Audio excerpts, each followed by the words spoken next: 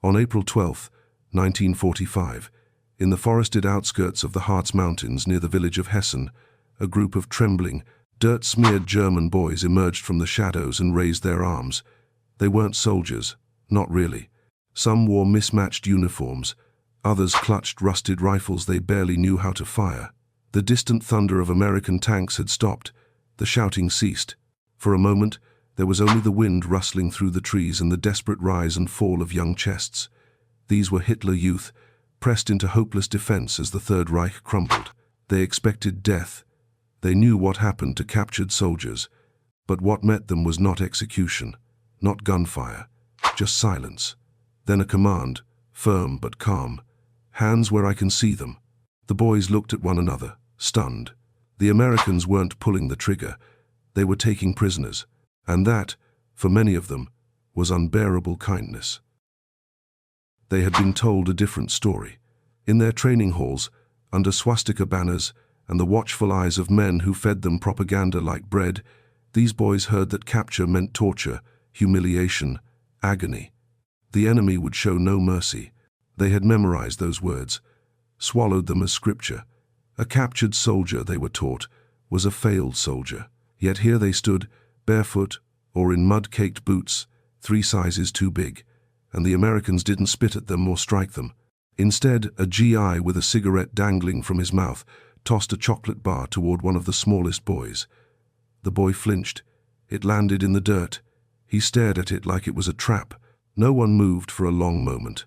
The older boys shifted uneasily. Was this a trick? The silence wrapped tighter, until the boy slowly stepped forward and picked it up.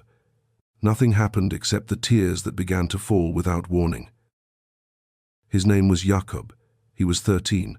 Just a week before, he had fired a Panzerfaust down a hillside and watched it disappear into smoke. He never knew if it hit anyone, and he didn't want to. The weapon had been heavier than he could manage, and his shoulder still ached from the recoil. Jakob had not seen his mother in months. His last letter from home was smeared with teardrops and ration stains. Now, as he held the chocolate bar, its foil barely torn, his hands trembled. A man in green approached him slowly. The American's eyes weren't angry, just tired. He knelt to Jakob's level and looked him in the face, not like an enemy, but like a boy. Jakob tried not to cry, but he couldn't stop. He dropped the bar and clutched his face with dirty fingers. This wasn't surrender. This was something else, something his commanders had never spoken of: mercy. Jakob was only one of dozens rounded up that day. American soldiers moved quietly along the tree line, weapons lowered but eyes wary. The boys, all under 16, were herded into a clearing where the spring sunlight cut through the branches in pale streaks. Some whispered to each other in urgent bursts, debating in frightened tones whether they'd be shot at sundown. Others said nothing at all, their youth stolen too quickly, replaced by a hollow kind of stillness. A tall boy named Ernst scanned the line of approaching Americans and felt his jaw clench. He had once dreamed of being a pilot, memorizing models of Luftwaffe planes he'd never touch. Now his dream was survival. As an American medic passed and handed him a canteen, Ernst hesitated. The water inside was cool, real, and with that, something began to crack. He'd never tasted defeat like this, but neither had he imagined kindness as his first lesson in it. The clearing became a kind of waiting room between war and something unknown. Boys sat on logs or lay back against knotted tree roots, their oversized coats draped around bony frames. A few tried to look brave, scowling at their captors from beneath shaggy blonde bangs, but the bravado faded quickly as the Americans began handing out more food: crackers, apples, another chocolate bar. One soldier lit a cigarette and leaned against a tree, watching the boys with quiet curiosity. He whispered to another GI, "They're just kids." The words weren't meant to carry, but Ernst heard them. Just kids. The phrase circled in his mind like a leaf caught in a stream. Back home, they'd been called the last hope of the fatherland. Here they were only frightened children in sagging wool and paper-thin boots. For the first time in weeks, they weren't commanded or ordered.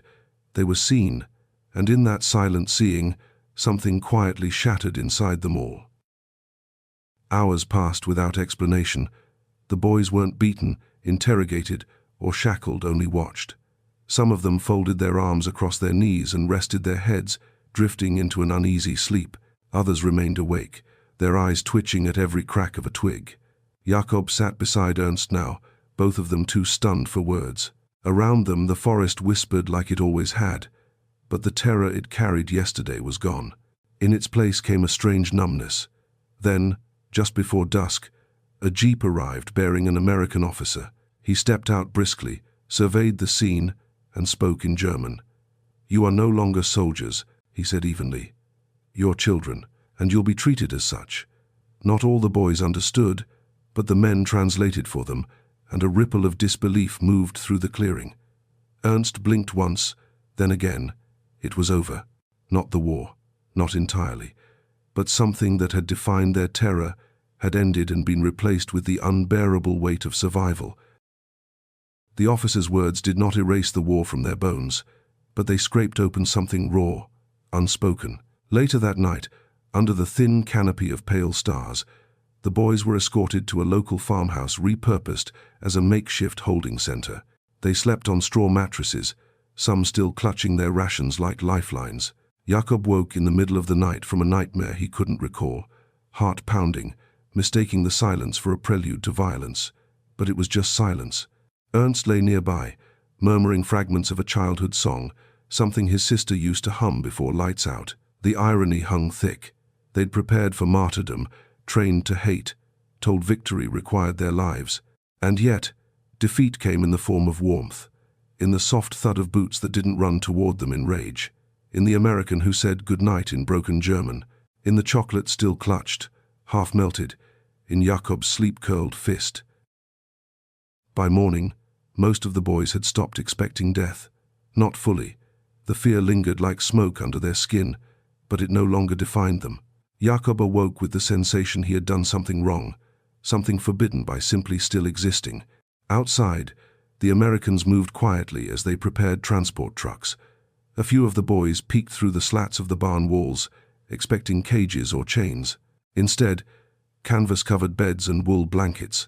One GI even offered to help a limping boy climb into the back. Ernst hesitated before stepping up onto the truck bed. He glanced back at the farmhouse, at the field, at the trees that had watched them hide and surrender. He didn't want to trust what was happening. But as they rumbled away from the village, the boys not yet prisoners and not yet free, Jakob whispered to him, "They could have killed us." Ernst nodded slowly, eyes fixed ahead, but they didn't.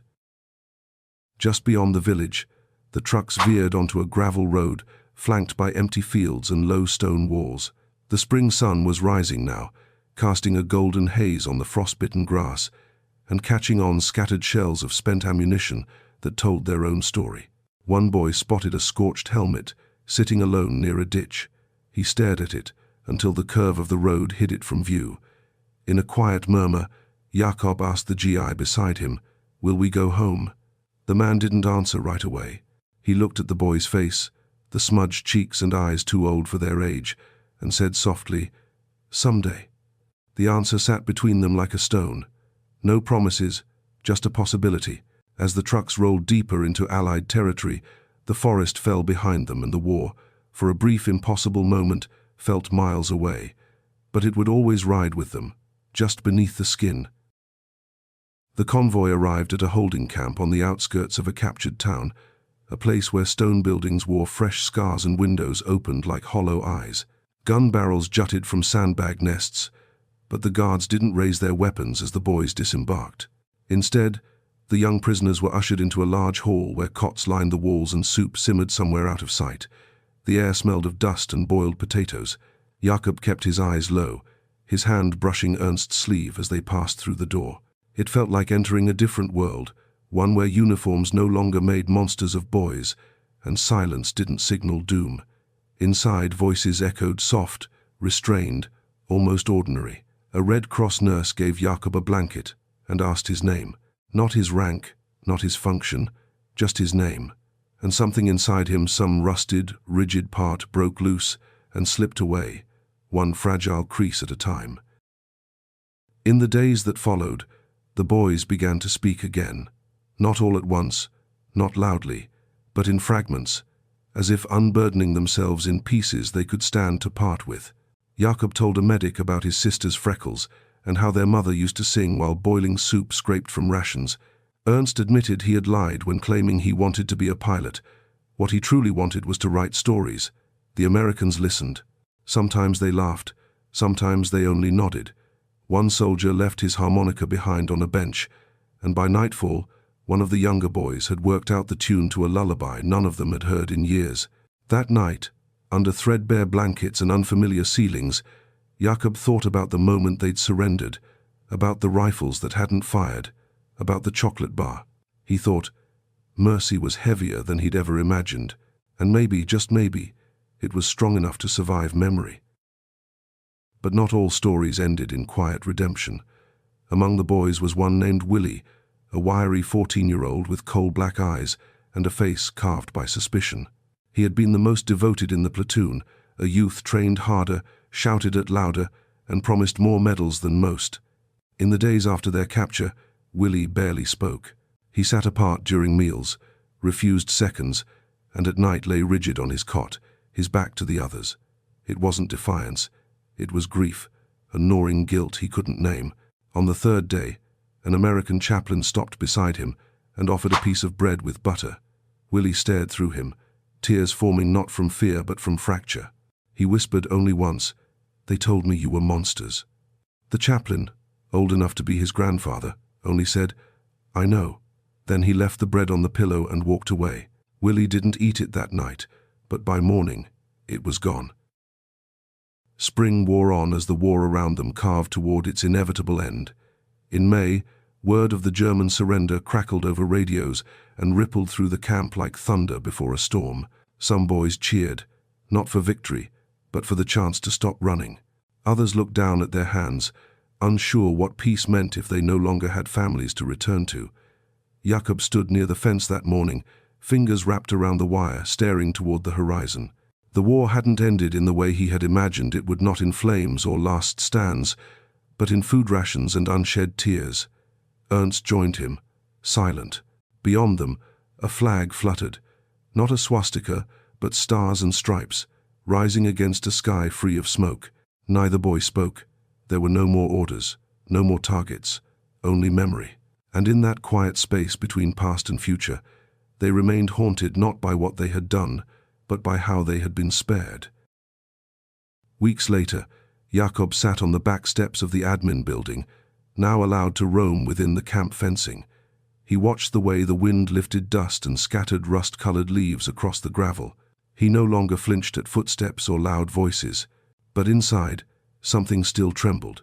Letters arrived now and then, most carrying bad news or silence, dressed as formality. Willi had begun talking a little, asking questions with eyes still wary. Ernst had penned his first short story on scraps of camp stationery, a tale not of war, but of a boy who wakes from a long winter. The Americans, too, changed. Some left, others replaced them. Yet one GI always nodded at Jakob, every single morning. That small gesture became a reason to rise. The day Jakob left the camp months later, his only possession was a battered harmonica left behind by a boy who'd once forgotten how to smile. He carried it in his coat like a secret, like proof that sometimes cruelty is interrupted not by force, but by a hand extended without demand, and if that memory survived, maybe so could he. Years later, Jakob would revisit that memory, in moments he couldn't explain, in the hush before sleep, in the sharp snap of chocolate foil, in the hollow exhaustion of watching his own children sprint across a lawn. The war had ended, but its echoes were folded into his marrow, inseparable from the man he became. He never forgot the fear, but he also never forgot the soldier who handed him mercy instead of a bullet. They had been just boys uniformed, indoctrinated, armed far too early, and spared by strangers who saw through the costume of war to the child beneath. Ernst became a writer. Willi opened a bakery. Jakob made peace, not with what had happened, but with who he had once been. And every so often, when silence stretched long and deep, he would play that harmonica. Not for joy, not for mourning, but because in a world that once ordered him to die, one man had chosen instead to let him live. That sound, tremulous and imperfect, was his proof that compassion had once broken through the ugliness and left behind a song. But some memories refused to quiet. Decades after the war, Jakob returned to the Harz Mountains, now green and humming with peace. He stood in the same clearing, where once he had surrendered, this time without fear, without orders, only silence and time. The trees had grown taller, and the ground no longer bore the scars of tanks or boots. He knelt there, pressing his palm to the earth, eyes closed. Somewhere distant, a bird called. In his other hand, he held the old harmonica. It was rusted now, unplayable, but he carried it anyway, not as a relic of war, but as a question never fully answered. Why were we spared? He had lived a long life. He had loved. But part of him still stood barefoot in that clearing, clutching a chocolate bar like a holy thing. Mercy, he would tell no one, is its own kind of wound, gentler than violence, but impossible to forget, and that was its power. As the years unfolded, war stories faded into textbooks and ceremonies, but for Jakob, one truth remained. They had been children groomed for sacrifice and spared by strangers who chose to see. The world moved on, newer conflicts took its place, and time tucked the memory deep into the folds of an ordinary life. Yet the question never left him. Not fully. Why did they choose mercy? He often wondered whether the soldiers remembered them, the trembling boys in too big boots, the scarred forest, the moment when weapons didn't fire. In his final years, Jakob spoke less of the war and more of that silence. Not the silence of death, but the silence of a life unexpectedly continued. It had stretched before him like a fragile thread, and he had followed it, step by halting step, until the end. When Jakob passed away, the harmonica was still in his drawer, its notes long asleep, but its presence remained a quiet testament that once, in a forest expecting horror, something else broke through, something no bullet could offer grace. In a museum in Frankfurt, tucked between rusted helmets and faded photographs, lies a display case most visitors walk past without noticing. Inside it rests only a candy wrapper, creased, sun-bleached, preserved behind glass. No label explains it. No placard tells Jakob's name or the story behind it.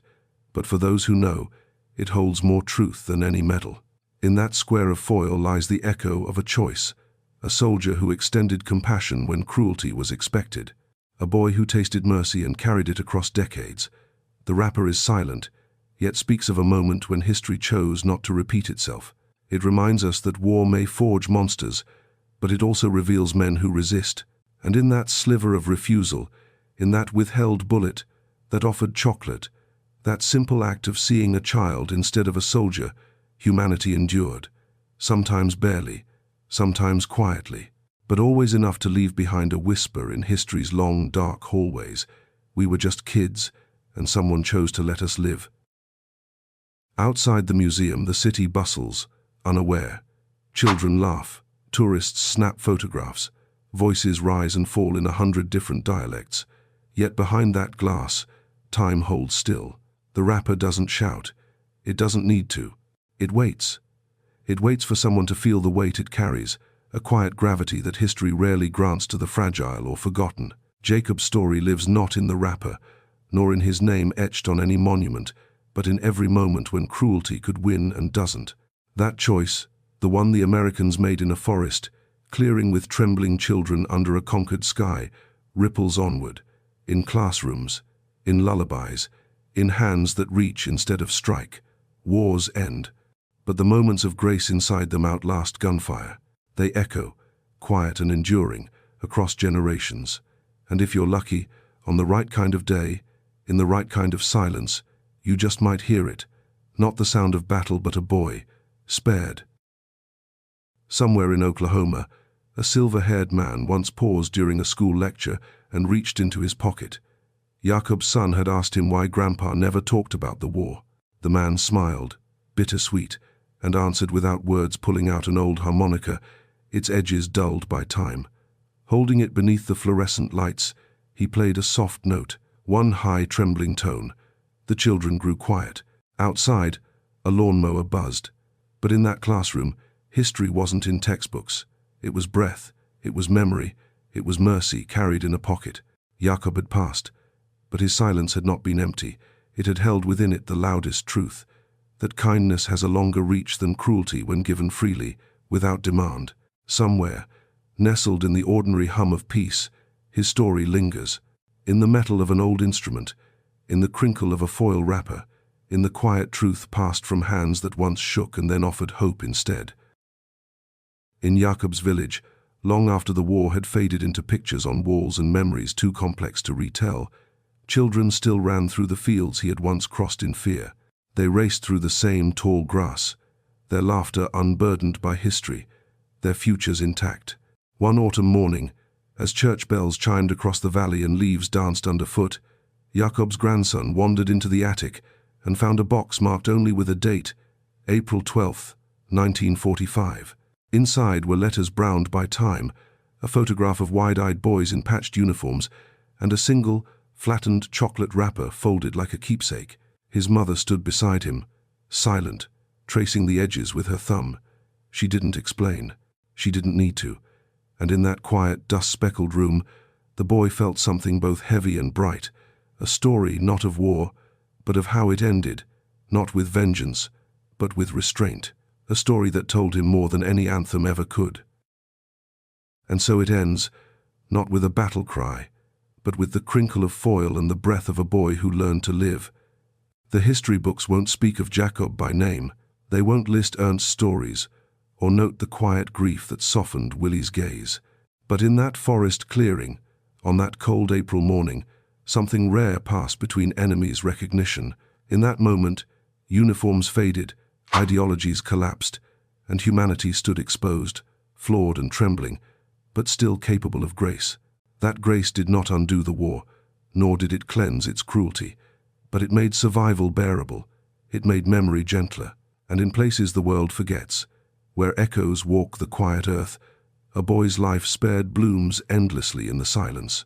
We were just kids, Jakob once said, but someone chose to see us, and because they did, we grew up. We told our stories. We lived not as soldiers, but as proof that kindness, even in war, matters. Perhaps that is all memory, is in the end not a perfect ledger of what happened, but a patchwork quilt stitched from sensations, losses, and the rare warmth that made survival possible.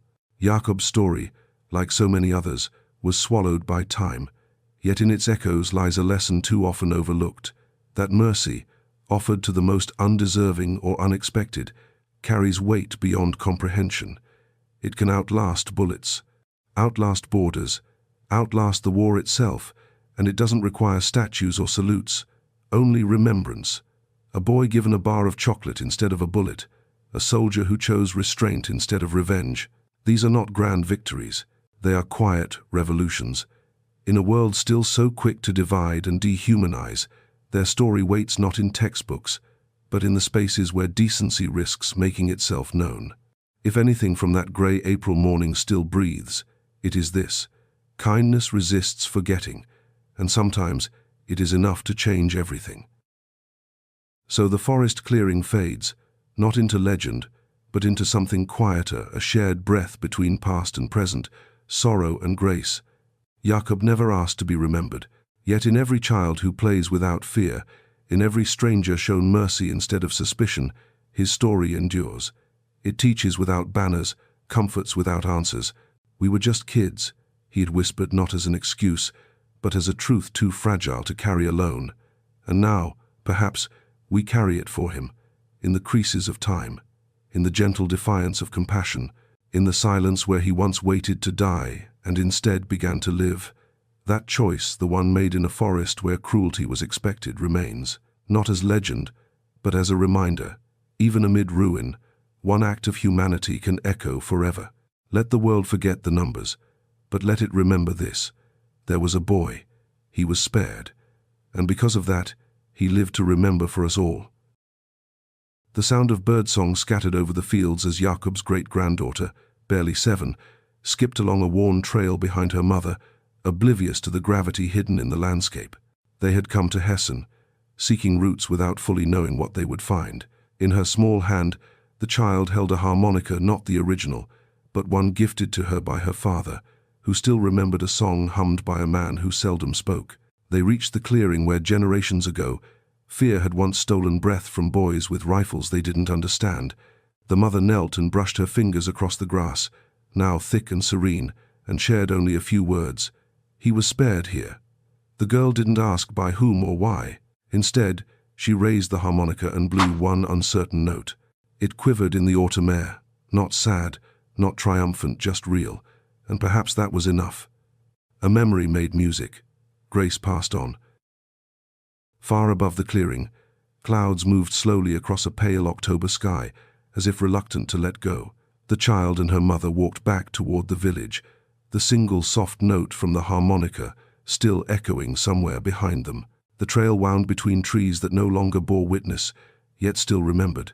In the quiet rustle of the leaves, in the hush between steps, lingered fragments of a story few knew but many had unknowingly inherited.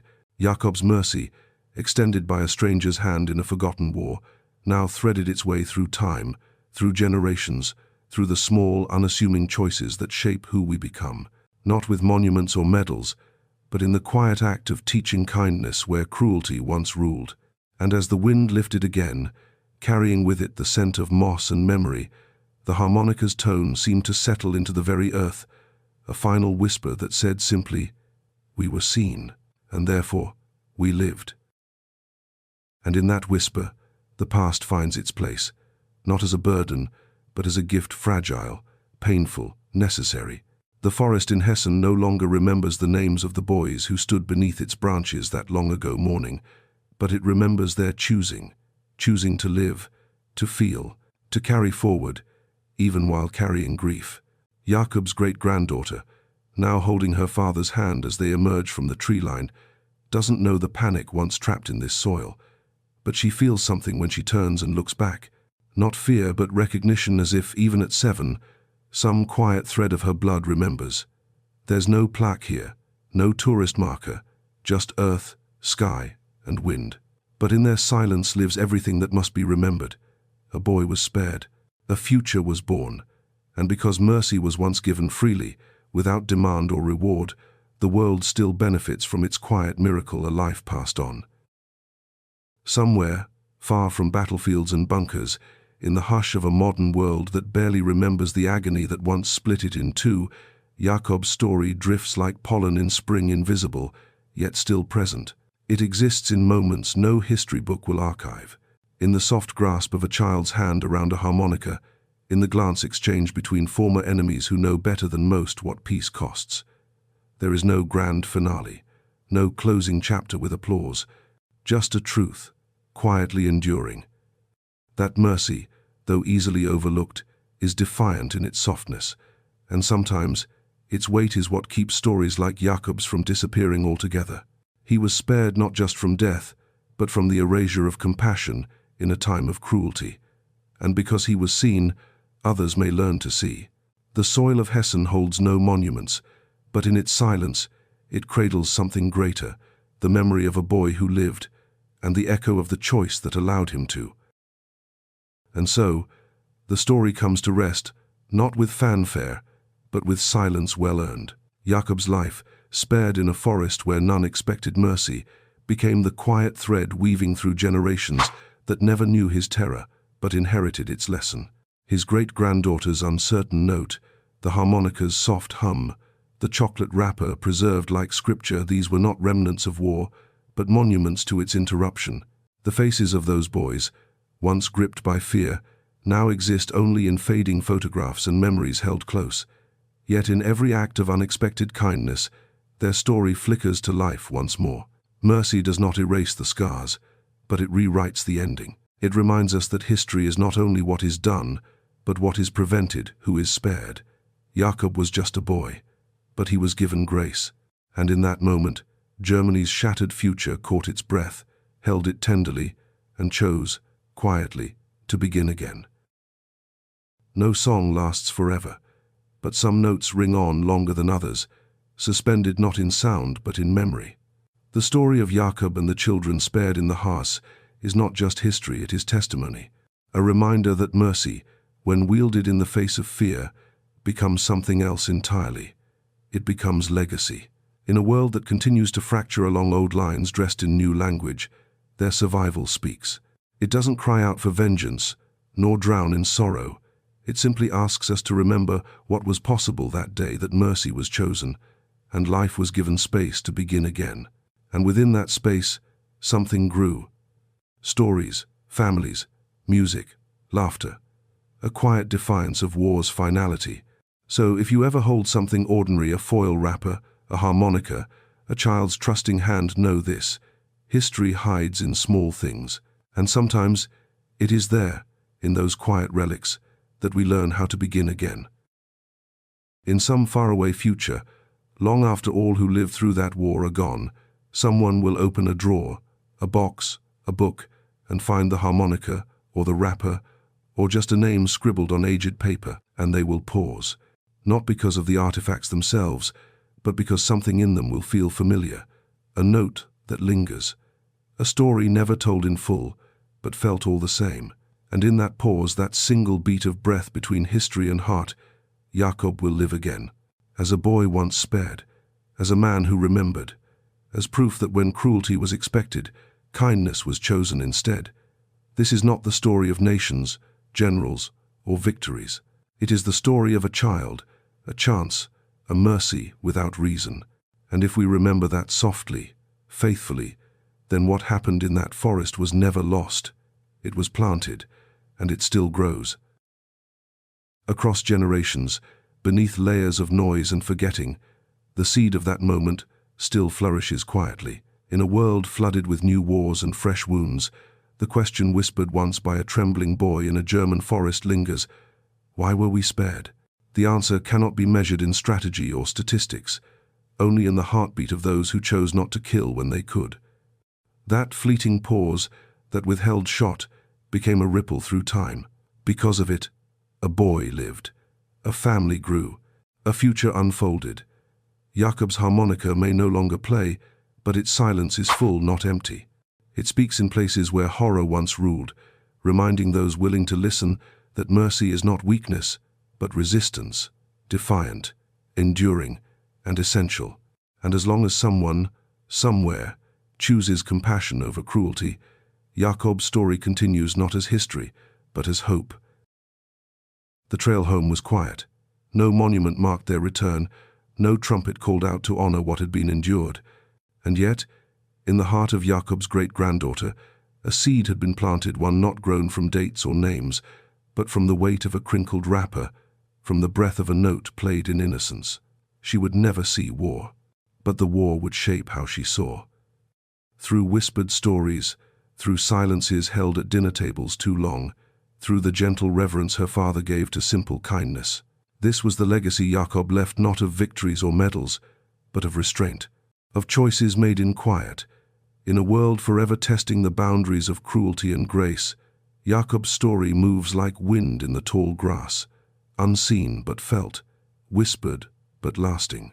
And as the last sunray bent through the trees that once watched boys surrender in fear, it touched the earth with light. A memory returned home. So let it end quietly then, in the hush between memory and fading light. Not with tears, for there have been enough already, but with a kind of stillness born only in stories like Jakob's, where violence stood poised and then was stayed. The world keeps spinning, often forgetting the small mercies that bought its peace. But here, in the soil of Hessen, in the hands that pass down not weapons but songs, that mercy is alive. Jakob, Ernst, Willi, their names dissolve into the folds of time, yet their choices do not. They endure in the courage to show kindness where it would be easiest not to, in the hush that follows a note played from an old harmonica, in the soft crinkle of preserved foil that once saved a child's faith in humanity. We were just kids, Jakob had said, but someone saw them as more, and because of that, we all inherited a quieter kind of victory, one worth remembering. And maybe, in the end, that's the only kind of victory that matters, the one born not of conquests, but of choices made in silence. Beneath the trees of Hessen, in a moment that history almost forgot, a different war was fought and won, not over land or ideology, but over what it means to be human. The weapons stayed lowered, the chocolate was shared. The command was not to kill, but to see, and it was enough. Enough to unmake a soldier, enough to remake a boy, enough to turn memory from a wound into a window. So let the world chase louder triumphs. Let monuments cast longer shadows. This story needs only a whisper carried by wind, a song played gently by a hand that still remembers mercy. Jakob lived, Ernst wrote, Willi baked, and through them, and the lives they touched, the act of sparing became eternal, a story not of war, but of what it interrupted grace, unfolding quietly, forever. So, if you ever wonder how history survives not in stone or ceremony, but in soft echoes, remember Jakob, remember the clearing, the boy's hands trembling over a chocolate bar, the soldier who could have pulled the trigger but didn't. In that moment, a future quietly stepped into being, one unmarred by vengeance. It grew in silence, in choices passed down not by decree but by example. And now, whenever kindness prevails where violence once reigned, whenever a child is seen not as an enemy but as a child, Jakob's story lives again. No anthem will retell it, no headline will demand it. But listen closely in the breath between memory and forgetting. You may still hear it. A boy's frightened gasp turned to life, a harmonica's wavering tone rising through still trees. Grace, chosen when it mattered most. The kind of grace that changes everything, even when no one is watching, especially then. And so Jakob's story rests where all such legacies belong, in the quiet. No fireworks, no declarations, just a memory tucked into skin and silence, handed gently across generations. The boys who had once stood in terror beneath foreign skies were gone now, their names scattered like leaves. Yet their choice, the Americans' choice, endures in every soft decision to see humanity before hate. We were just kids, Jakob had said. It's a truth that required no defense, only belief. In a world still wrestling with what people deserve, Jakob reminds us that sometimes what saves us is not justice but mercy, because someone saw beyond the uniform, beyond the hate, beyond the war, and that seeing became a seed, blooming endlessly onward, not for glory but for grace, a whisper, a note, a wrapper. That's all it took to carry life forward. That's how history truly survives. Quietly, completely, enough.